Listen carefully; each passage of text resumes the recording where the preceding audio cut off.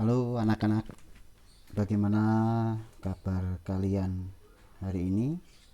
Semoga kalian selalu sehat dan baik. Hari ini kita akan belajar mengenai hak dan kewajibanku sebagai warga negara Indonesia. Tujuan pembelajaran kita hari ini adalah yang pertama, kita bersyukur pada Allah karena memiliki hak dan kewajiban sebagai warga negara Indonesia.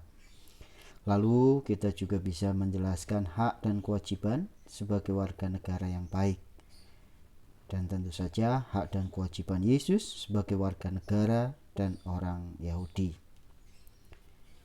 Nah, anak-anak yang terkasih, sebelum kita memulai kegiatan pada hari ini, kita akan membuka dengan berdoa. Dalam nama Bapa dan Putra dan Roh Kudus. Amin. Allah yang Maha Baik, Engkau telah menciptakan kami untuk hidup dalam sebuah negara, yaitu negara Indonesia. Kami menyadari bahwa sebagai warga negara yang baik, kami mempunyai kewajiban terhadap negara kami. Kami mohon kiranya kami dapat melaksanakan kewajiban kami dengan sebaik-baiknya, agar kami layak memperoleh hak kami, yaitu kesejahteraan dan kemakmuran bersama, seturut teladan Yesus Putramu, yang juga telah menjadi warga negara yang baik. Demi Kristus Tuhan dan pengantara kami. Amin. Dalam nama Bapa dan Putra dan Roh Kudus. Amin. Baik, anak-anak yang terkasih, kalau kita mengingat ke belakang bahwa keanekaragaman yang ada di Indonesia itu bermacam-macam. Budaya, suku, agama, tari daerah, flora, fauna. Nah, ini adalah keanekaragaman. Dan keanekaragaman yang ada di Indonesia itu tujuannya untuk kesatuan bangsa. Nah, dengan keanekaragaman yang ada, dengan perbedaan yang ada, itu tidak membuat kita menjadi terpecah belah, tetapi sudah sepantasnya kita menjaga dan memelihara persatuan dan kesatuan. Nah, untuk mendalami hal itu, maka kita akan melihat hak dan kewajiban kita.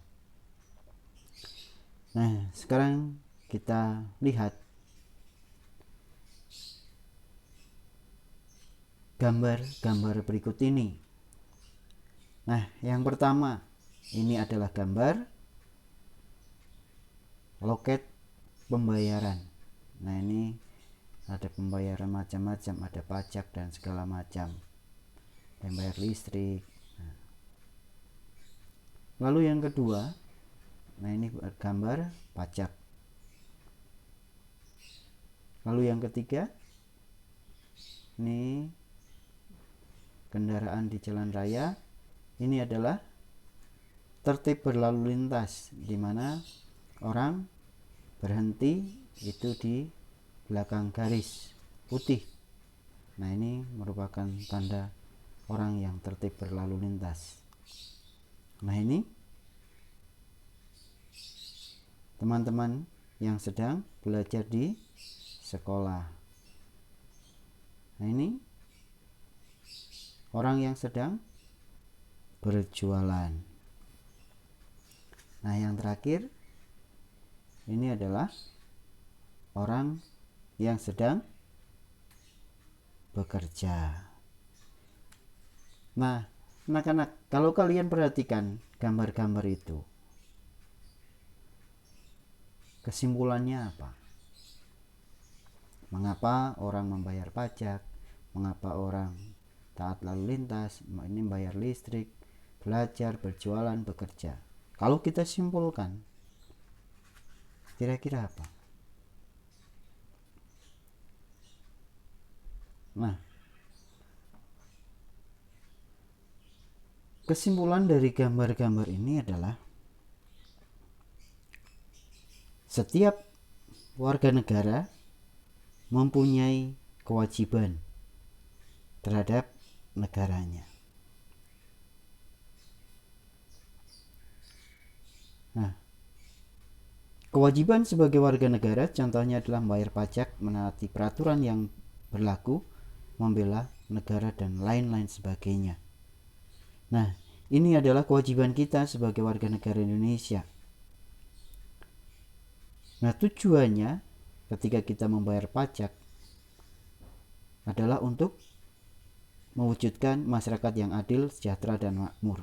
Nah, jadi orang yang bisa sejahtera, bisa makmur, itu bukan hanya milik segelintir orang. Maka sebagai warga negara yang baik, kita juga diharapkan membayar pajak. Membayar pajak itu bermacam-macam. Pajak bumi dan bangunan, pajak kendaraan. Terus kalau yang punya usaha restoran, hotel, itu juga ada pajaknya. Artinya dengan hasil pajak ini akan membantu orang-orang lain yang lemah. Kesejahteraan dan kemakmuran adalah hak warga negara. Contoh warga negara mendapatkan pendidikan, perlindungan hukum, kelangsungan hidup, dan lain-lain. Nah, tadi mendapatkan pendidikan, belajar di sekolah, orang berjualan itu untuk kelangsungan hidupnya, bagaimana mencukupi kebutuhan hidup dirinya maupun keluarganya. Lalu orang bekerja, orang tua kita bekerja, itu juga sama untuk kelangsungan hidup. Nah,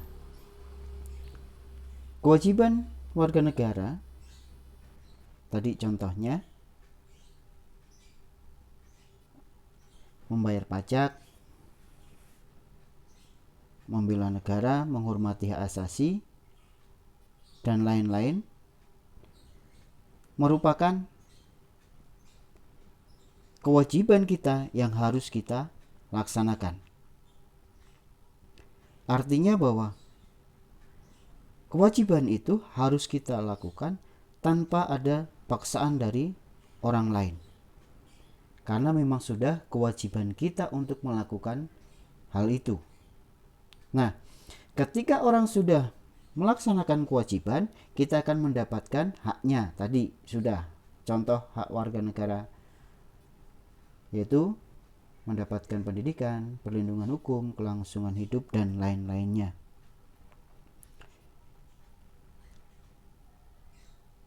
Artinya bahwa dengan hak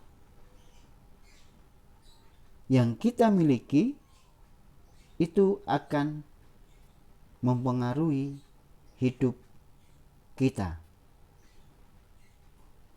Hak yang kita dapatkan itu untuk kelangsungan hidup yang lebih baik.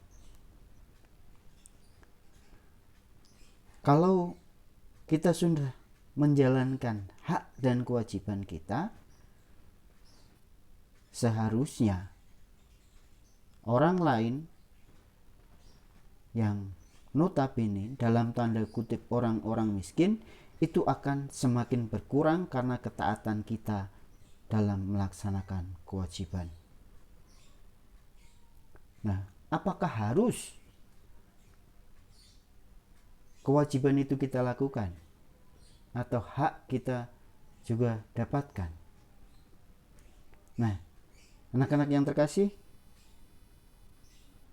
kita akan melihat bagaimana Yesus yang sebagai warga negara, orang Yahudi, juga melakukan hak dan kewajibannya. Kita lihat dari Injil Matius bab 22 ayat 15 sampai 22. Kemudian pergilah orang-orang Farisi, mereka berunding bagaimana mereka dapat menjerat Yesus dengan suatu pertanyaan. Mereka menyuruh murid-murid mereka bersama-sama orang-orang Herodian bertanya kepadanya, "Guru, kami tahu engkau adalah seorang yang jujur dan dengan jujur mengajar jalan Allah, dan engkau tidak takut kepada siapapun juga, sebab engkau tidak mencari muka. Katakanlah kepada kami pendapatmu. Apakah diperbolehkan membayar pajak kepada kaisar atau tidak?" Tetapi Yesus mengetahui kejahatan hati mereka itu, lalu berkata, "Mengapa kamu mencobai aku, hai orang-orang munafik? Tunjukkanlah kepadaku mata uang untuk pajak itu." Mereka membawa suatu dinar kepadanya. Maka ia bertanya kepada mereka, "Gambar dan tulisan siapakah ini?" Jawab mereka, "Gambar dan tulisan kaisar." Lalu kata Yesus kepada mereka, "Berikanlah kepada kaisar apa yang wajib kamu berikan kepada kaisar, dan kepada Allah apa yang wajib kamu berikan kepada Allah." Mendengar itu, heranlah mereka dan meninggalkan Yesus pergi. Nah, anak-anak yang terkasih, perikop kitab suci dari Injil Matius tadi judulnya adalah tentang membayar pajak kepada kaisar. Dari bacaan ini kita bisa melihat bahwa Yesus ingin dijerat oleh orang-orang yang tidak suka kepadanya. Artinya ketika bahwa Yesus nanti mengatakan tidak usah membayar kepada kaisar, nah ini merupakan suatu jebakan bagi Yesus untuk menjatuhkan hukuman kepada Yesus.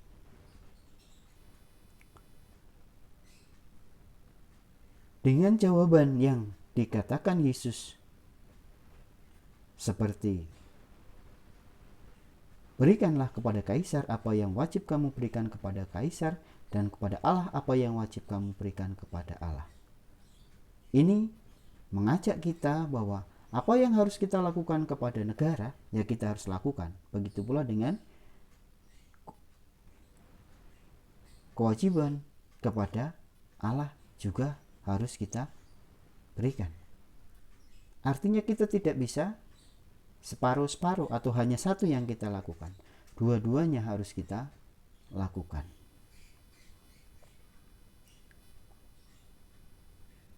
Yesus lahir sebagai orang Yahudi karena Yusuf dan Maria adalah keturunan Yahudi, Raja Daud. Maka pendidikan yang dialami oleh Yesus itu dalam didikan adat istiadat Yahudi. Artinya bahwa adat istiadat Yahudi itu sangat ketat. Maka Yesus yang juga sebagai anak Allah tetapi sebagai warga negara, ia harus menaati aturan itu. Nah,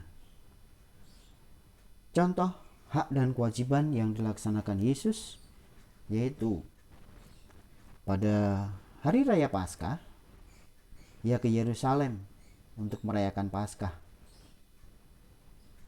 bersama dengan kedua orang tuanya. Lalu dia juga membayar pajak dan juga taat pada hukum Taurat. Walaupun Yesus anak Allah, dia juga taat pada hukum Taurat. Dia tidak merubah hukum Taurat, hanya menggenapi, tidak merubah. Maka dikatakan adalah taat. Nah, Yesus itu mencintai bangsanya, yaitu bangsa Yahudi.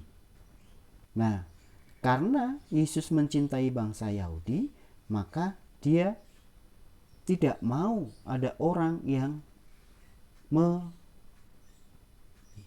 memutarbalikkan hukum Taurat atau membuat kesaksian palsu tentang hukum Taurat. Maka tadi dalam bacaan, apa yang harus diberikan kepada kaisar, berikanlah, lalu berikan kepada Allah. Itu yang menjadi hak Allah. Nah, pada waktu itu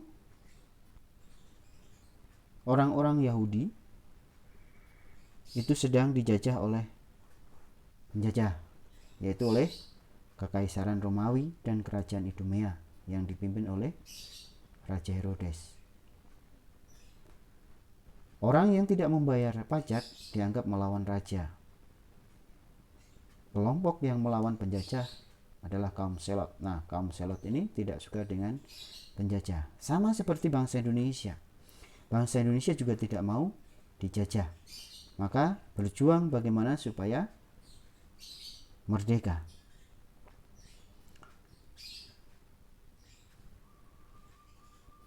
Ketika Yesus ditagih tentang bea atau pajak, Yesus menjelaskan secara tepat pula. Tetapi dikatakan bahwa orang yang boleh membayar pajak kepada bait Allah adalah orang asing. Maka supaya tidak menjadi batu sandungan, maka Yesus pun membayar pajak tersebut walaupun dia bukan orang asing. Artinya Yesus tidak hanya mengajarkan saja, tetapi juga melalui tindakannya memberikan contoh kepada kita. Jadi pajak itu bukan hanya untuk orang asing, tetapi untuk dalam negerinya sendiri. Bangsanya sendiri pun harus membayar itu. Supaya hasil dari pajak itu bisa dinikmati oleh banyak orang.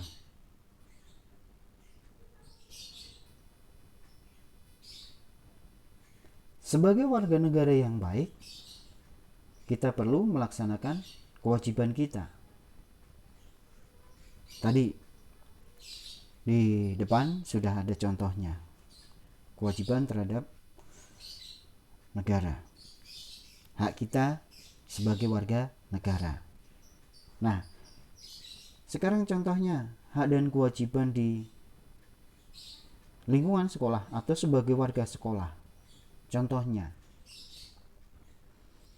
hak belajar dengan tenang. Kewajibannya mengikuti seluruh kegiatan belajar mengajar. Hak kita menggunakan fasilitas yang ada di sekolah. Kewajiban kita tentunya memelihara fasilitas itu. Hak kita mendapatkan nilai bagus.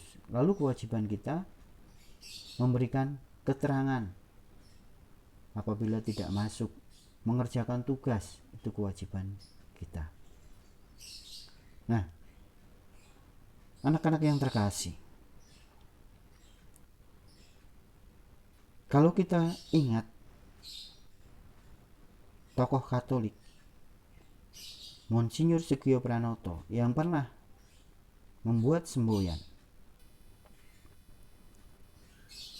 100% Katolik, 100% warga negara Indonesia, maka sama persis seperti yang dikatakan oleh Yesus. Kita sebagai orang Katolik, tetapi juga sebagai warga negara Indonesia, harus mematuhi kedua-duanya peraturan itu. Hak dan kewajiban harus kita jalankan. Lalu kewajiban kita sebagai orang Katolik dalam gereja yaitu mengikuti ajaran dan perintah gereja. Jadi tidak bisa dikatakan bahwa karena saya sebagai orang Katolik, saya hanya akan mengikuti ajaran dan perintah gereja lalu mengabaikan negara. Tidak bisa. Tetapi kalau kita sudah melaksanakan ajaran dan perintah gereja, lalu hukum yang berlaku di Indonesia, itu artinya kita sudah melaksanakan apa yang diperintahkan oleh Yesus. Tadi dikatakan, apa yang menjadi hak kaisar berikanlah kepada kaisar. Apa yang menjadi Allah berikanlah kepada Allah. Begitu pula dengan yang dibuat semboyan oleh Monsinyur Sugio Pranoto, 100% Katolik, 100% warga negara Indonesia. Nah, anak-anak yang terkasih, setiap orang itu mempunyai kewajiban dan hak yang sama sebagai warga negara. Jika kita telah melaksanakan kewajiban kita, maka kita akan memperoleh hak. Antara hak dan kewajiban itu harus seimbang. Baik, anak-anak yang terkasih, kita sudah sampai pada akhir pembelajaran kita. Semoga kita akan semakin menyadari hak dan kewajiban kita sebagai warga negara Indonesia. Nah, nanti kalian juga bisa lihat dasar hukumnya yang mengatur tentang hak dan kewajiban sebagai warga negara Indonesia. Itu dari Undang-Undang Dasar 1945 pasal 27 sampai 34. Di sana mengatur tentang hak dan kewajiban sebagai warga negara Indonesia. Baik, anak-anak yang terkasih, kita akan tutup pembelajaran kita hari ini dengan berdoa. Dalam nama Bapa dan Putra dan Roh Kudus. Amin. Allah yang Maha Baik, kami bersyukur bahwa kesempatan hari ini kami boleh tahu hak dan kewajiban kami sebagai warga negara Indonesia khususnya. Semoga dengan apa yang kami pelajari hari ini, kami akan semakin menjadi warga negara yang baik, dan kami juga menjadi warga gereja yang baik, mengikuti ajaran dan perintah gereja. Bantulah kami supaya menjadi orang-orang yang baik, orang-orang yang mampu melaksanakan kewajiban kami seturut dengan kehendak-Mu. Demi Kristus Tuhan dan pengantara kami. Amin. Baik, anak-anak yang terkasih, selamat belajar, tetap semangat. Tuhan Yesus memberkati.